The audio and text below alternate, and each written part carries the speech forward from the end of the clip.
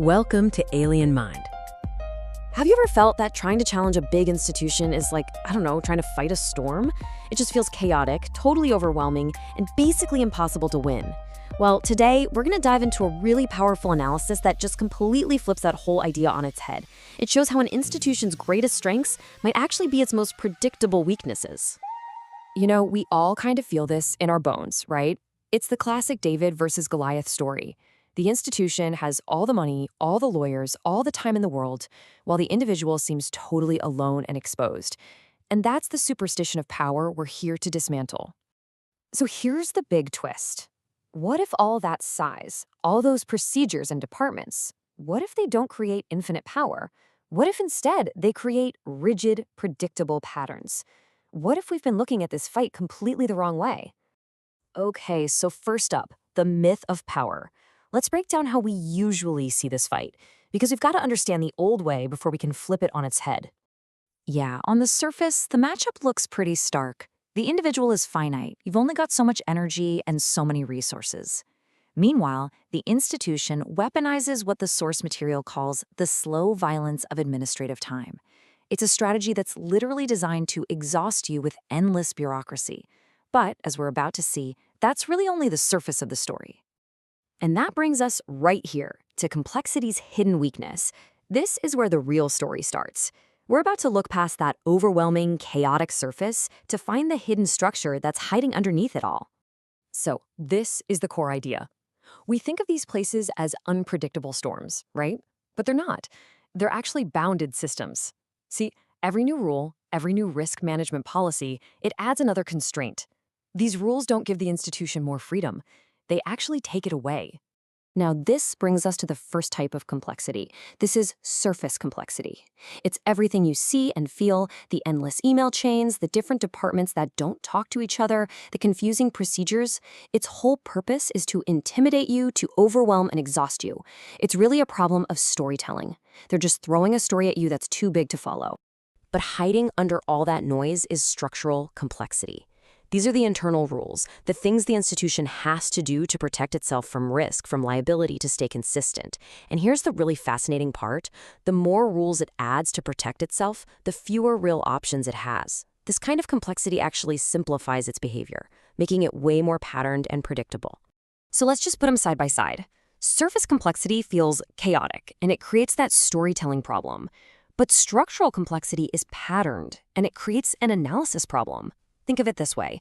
One is a weapon they use against you, but the other is a map that you can use to navigate. Your goal is to completely ignore the weapon and start reading the map. So how do we do that? How do we start reading the map?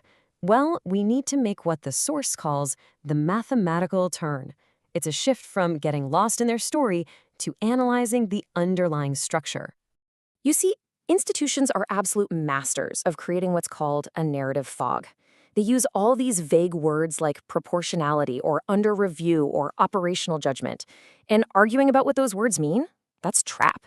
The real goal is to escape that fog entirely and start modeling what they do, not what they say. We can actually think of it like a simple function. First, you identify the key inputs, like, say, someone's proximity to a person who's under scrutiny. Then, the institution applies its internal logic, its own little transformation rule. And that rule, pretty consistently, is going to produce a certain output.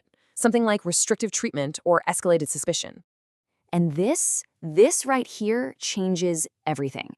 You stop asking these emotional, narrative-based questions like, was this fair? And you start asking these analytical, structural questions like, what function did they apply here? I mean, that is a much, much more powerful place to be. But, okay, how can one single person possibly analyze all this data to find those patterns? Well, that brings us to our next section and a really powerful new tool for this exact job, AI. So this is where AI comes in, but, and this is important, not as some kind of magic oracle that just gives you the answer. Its role is way more practical. It's just really, really good at the tough, cognitively exhausting work, sifting through thousands of documents to find repeated phrases, pulling out contradictions, building timelines, and testing your hypotheses about how the institution behaves over time. It basically just scales your ability to see the structure. I absolutely love this metaphor from the source. AI isn't thinking for you, it's an exoskeleton for forensic attention. How great is that? It just strengthens and supports your own analytical focus, letting you do this massive comparative work at a scale that would be, well, pretty much impossible for a human to do alone.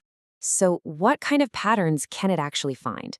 Well, one of the most fascinating is something called institutional convergence.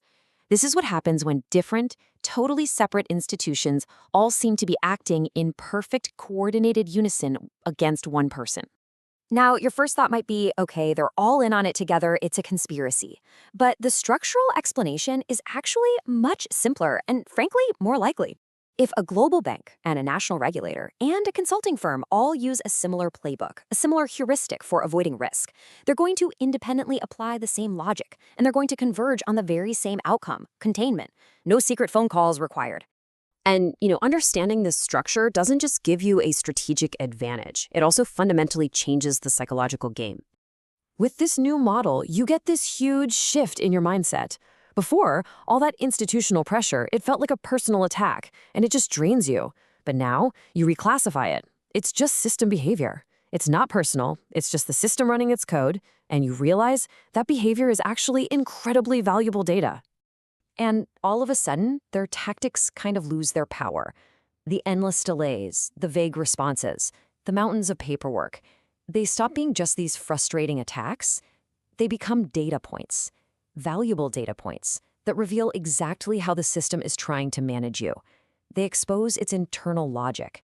So what does all this add up to? Well, it leads to a completely new and asymmetric power dynamic, one that actually favors the analyst. You become what the source calls an out-of-distribution input. Okay, think of it like this. There's a machine that's built to sort apples and oranges. When you show up as a banana, the system just doesn't know what to do. The institution is trained for predictable opponents, the angry person, the compliant one, the negotiator. But when it runs into someone who's analytical and just doesn't follow the script, it kind of panics and falls back on its most basic, crude, and predictable behaviors. And in the end, the fight stops being about raw power. It becomes a struggle over who has the more accurate model of reality. It's a contest to see who can correctly identify the function that's producing the outcome. And in that contest, the observant individual, the one armed with analysis, well, they might just have the ultimate advantage. Good hunting to you all.